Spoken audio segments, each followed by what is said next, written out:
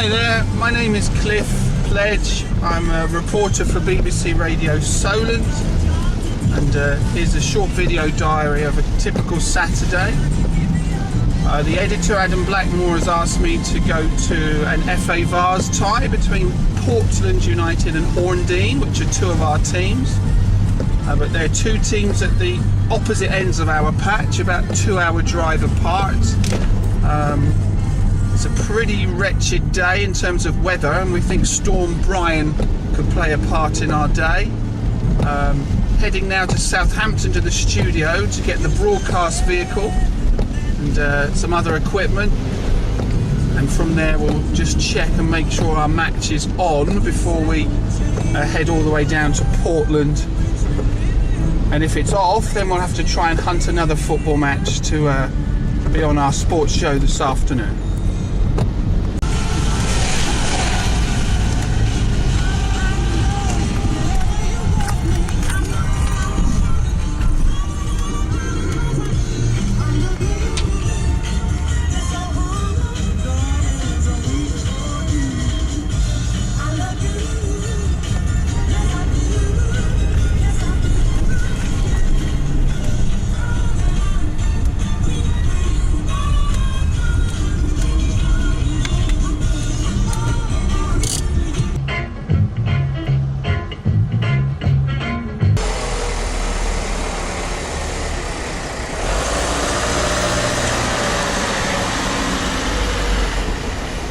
Oh, good news or bad?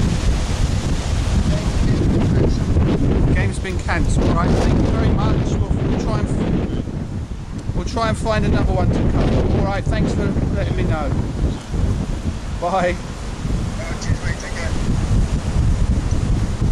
Okay, our match is postponed because of Storm Brian. We're going to try and find another one now to go to. Next on my list is Christchurch against United Services Portsmouth. So we'll go inside Broadcasting House here in Southampton and try and make sure that game is on before we head off. Hello. Oh, good morning, Ollie. It's Cliff from Radio Solent. How you doing? I'm all right. I was supposed to be at Portland, but the storm has put pay to that match. Do you have a match at Christchurch? We do, yes, we're home to US Portsmouth in the Vase. Right. Are you needing a pitch inspection, or is the match definitely... We just had one done about half an hour ago and it passed. Right. I think I'll come down to your match today, and because it's two local teams to us, is that all right? Yeah, very much look forward to it. I'll let the Secretary and Chairman know, and we'll look forward to seeing you later. I'll be down about 1 o'clock, I reckon. Yeah, I'll be there about 1 o'clock as well, so that's great. I'll just need to speak to you before the game and after, and Yeah. all right, no worries, speak to you No later. problem, we'll see you shortly. Bye-bye. See you later, bye. So now the game has changed, I've now got to prepare for a different match altogether and print out some information, do a bit of homework and research on a different game just a few hours before the kick-off.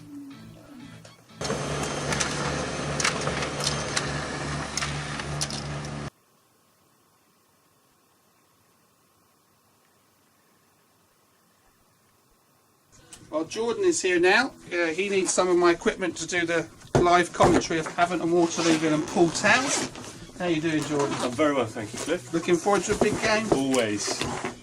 What do you need, sir? I'm going to take the lip mic, if that's okay, and then an effects mic as well. Are you going to need any of these? Not now.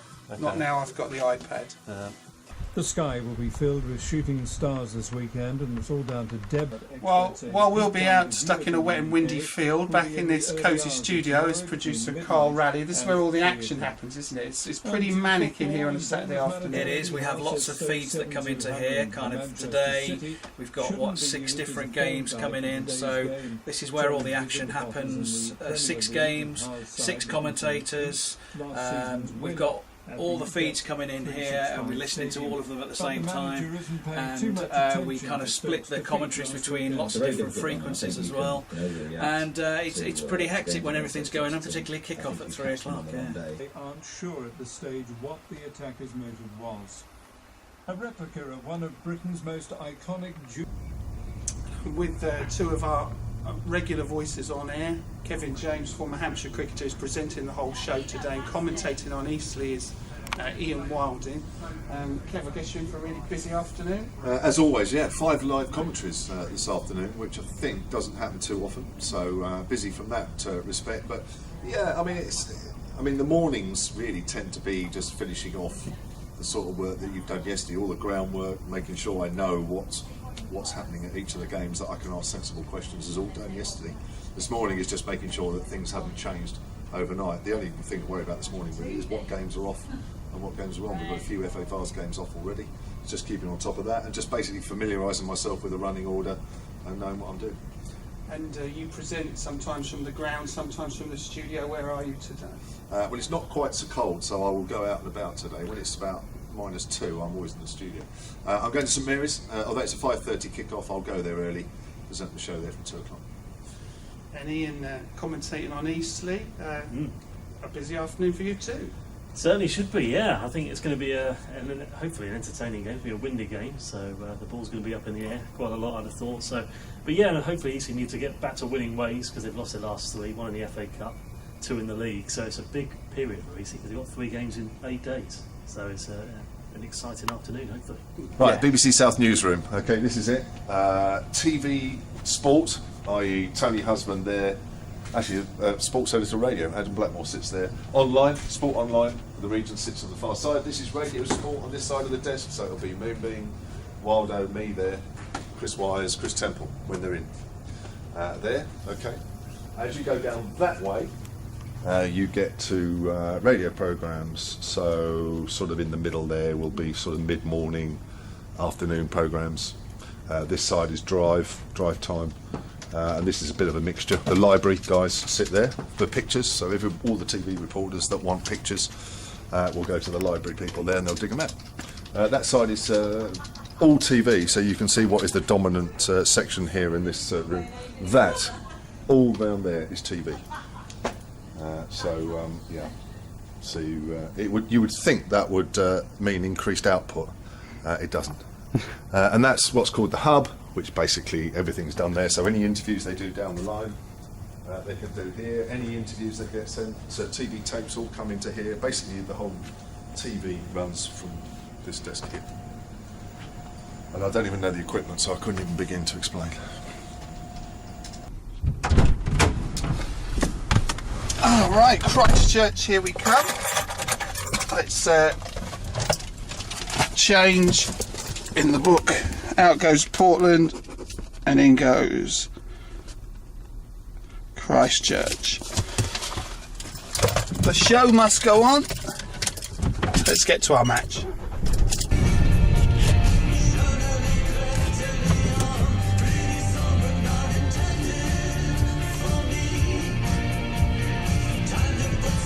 Otherwise, the rest of today is windy, but with sunshine and scattered heavy showers, and the maximum temperature of 15 degrees Celsius.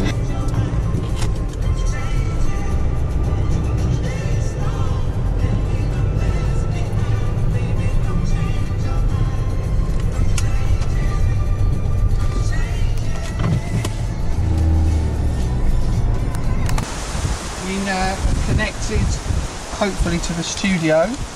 Normally we'd have the satellite dish up, but I think the wind is too high for that to be safe. I don't want to break that, so for the first time ever I'm trying to dial in without the satellite dish to see if that works.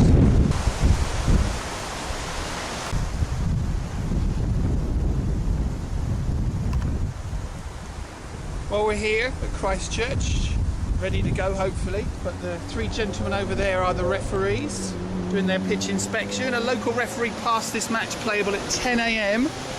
Now the match officials have got to decide if we've got a game or not. If not, we'll be jumping back in the vehicle and trying to find another game to go to. So let's hope that this game goes ahead. So before the game we always speak to both managers if our teams are local. This is Phil Braithwaite with United Services. Phil, afternoon. Good afternoon. It's nice to meet you, first of all. Okay. We're not live, Phil, okay? So if we get it wrong, we can have another go. Phil, what are your thoughts ahead of this FA Vase triumph at Christchurch? We're pleased that we've got this far. We've had a couple of rounds to get this one going today. Bit of a shame sometimes when you end up playing a team in your own league. We'd like to be able to spread ourselves around.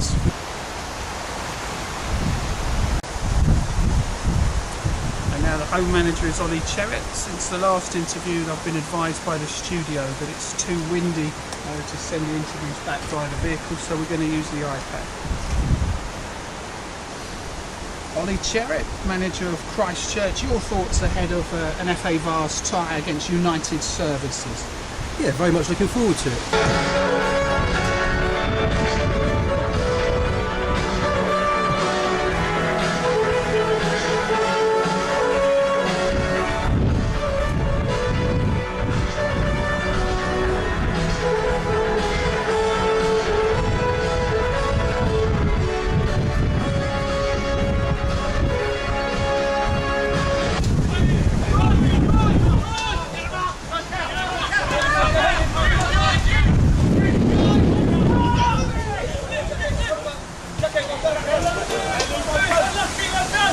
Well, stopwatch is running, and we're going to try and keep the team sheet dry from under all the wind and rain. I'm next on the radio when there's a goal, or when we're at the halfway point in the first half, whichever comes soonest.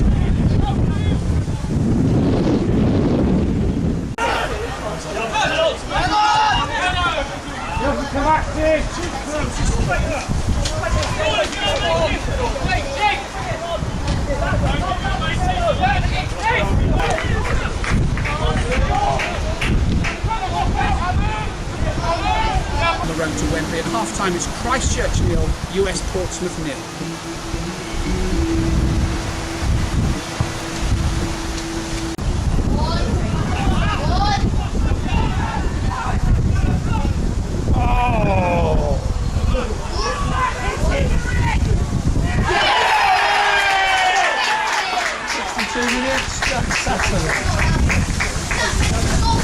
So I've got to do two reports, one into the Pompey game.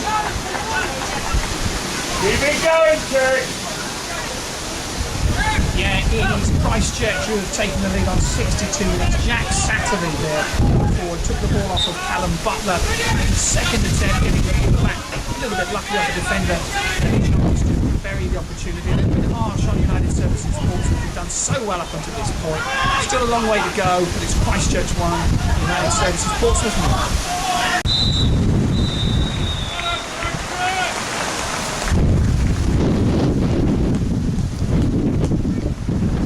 At the final whistle, the score is Christchurch 3, US Portsmouth 0.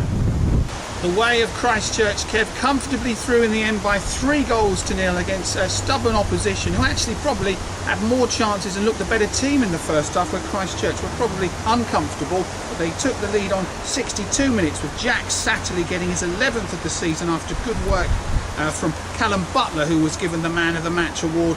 It was 2-0 a few minutes afterwards when captain Chris Senior fired home after a good move for his second of the season, and then the impressive James King, with 12 minutes to go, got his fourth of the season to make it 3-0. Brad Goddard, the substitute, had one cleared off the line which would have made it 4, but that would have been unfair on the visitors. United Services almost got a consolation in stoppage time, but Christchurch, who were eliminated and then reinstated in this cup, are now on their best run in the FA Vase for 6 years. It's Christchurch 3, United Services Portsmouth 0. I could see that they came out for the second half really hungry to go on the front foot. Yeah, we spoke about it, and when you, after the Westbury games, it was important that we take this advantage at home, drive on, and for me, I felt we didn't get a start first half. And, I wanted to say to the lads, you've got to go out there and give a good account of yourselves, do what you've been doing. It's got us in the league position we are, and we'll be successful. And that clearly showed second half. Well, Dave Fuge, joint manager of United Services Portsmouth, I guess a tale of two halves today. Yeah, I completely agree. First half was excellent. We dominated. I thought we had lots of chances. We should have converted our chances in the first half. We had, I think, either 10 or 11 shots in the first half and failed to capitalise. Was fairly content at half time with the performance. I thought we'd done well. I thought the work rate was good. The tempo was good. The physicality was good. The second half was a complete contrast. The half-time team talk was to continue what they'd done in the first half, to work hard and to not take the foot off the pedal, and sadly they did that. The first goal was unlucky. It was a deflection. Our clearance that landed, hit their player, landed at the feet of their striker for them to tap it in. So that was frustrating. The second and third goal, I'd say, were mistakes from us defensively, giving the ball away, and just not looking after it. It was quite frustrating. Ball retention was terrible, and it took us, I think, 43 minutes to have a shot in the second half. So, yeah, really woeful second half. Really frustrating after playing so well in the first half. So it's time to say thank you, Christchurch, and to get on our way back to the studio. It's not in the road where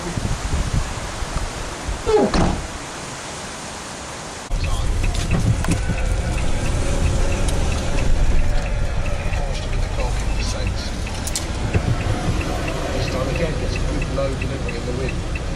Almost effective. Might come back to Gabbiadini as we've got the win initially. Well, back now in a nice warm studio, thank goodness, here to record for Solent Non-League Football, our weekly podcast, here with the presenter and the producer, Kane Reeves. And Kane, let's get cracking. You're listening to the Non-League Podcast, a unique podcast brought to you by BBC Radio Solent. Cliff Pledge is with me, our non-league reporter. Cliff, you were at FA Vars action this weekend and at Christchurch. Yeah, absolutely blown around. A wonderful little club and little ground there. It's surrounded by hundreds of trees and they were swaying. To give you an example of just how wind affected things were today, loads of games got postponed. I was supposed to be at Portland, but Storm Brian put pay to that. And at Christchurch, James King nearly got a first half hat-trick without ever having a shot on goal. His corner had to be saved and two of his crosses nearly flew in. It was crazy. Well, I have to say, when you told me where you were going, I thought, no way is that game going to be on. Fair play to the staff there for getting... The biggest win over the weekend I could find in the Pickford Cup, AFC Brandscore 1, Westover Bournemouth 10. Cliff Pledge, thank you very much indeed. Before we leave you on the Non-League Podcast, I must say it's a strange experience for us because we're being filmed in the studio. Not often that you get filmed for radio. Cliff, you will be addressing some referees on Thursday evening. Yeah, the Southampton Referees Association. They have a guest speaker every time they meet. So I think some of my colleagues have done it before and some football managers. But yeah, I thought, what on earth can I say to them? So I thought, we'll give them a video diary of a typical day in a non-league reporter's life. So fantastic, and it'll be interesting to hear from the local referees how they're finding refereeing as well, because there's always so many stories about sort of a lack of number of referees, isn't there? So hopefully we can see a big push in numbers of people applying.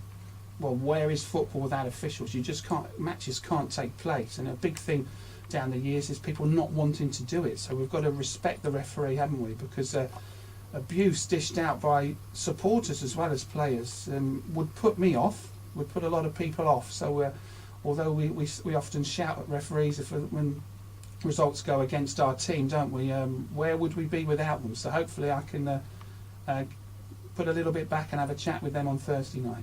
Well, hopefully it's a great evening. Look out for Cliff if you're going. A great win for Eastleigh. Ben Strevens, the hero, snatching a win with them right at the death. I'll leave you with that goal commentary from Ian Wilding. Thank you very much for listening. Speak to you again next week. Boom. Nice one, mate. Well done, Kane. Cheers, buddy. I appreciate that.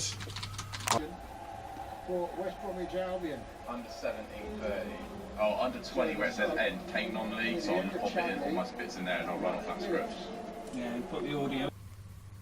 Well, that's another Saturday done and dusted. Hope you got a taste of what a typical afternoon can be like on BBC Radio Solent. All that's left now for me is to stop the stopwatch, which has been running since the second half kicked off over 3 hours ago, and reset that for another week before going home to get ready to work a night shift. It's not all glamour, but hope you had a taste of what it's all about. Straight paid for him, but boy, what a glimmer! His second Premier League goal, nearly 11 months after his first.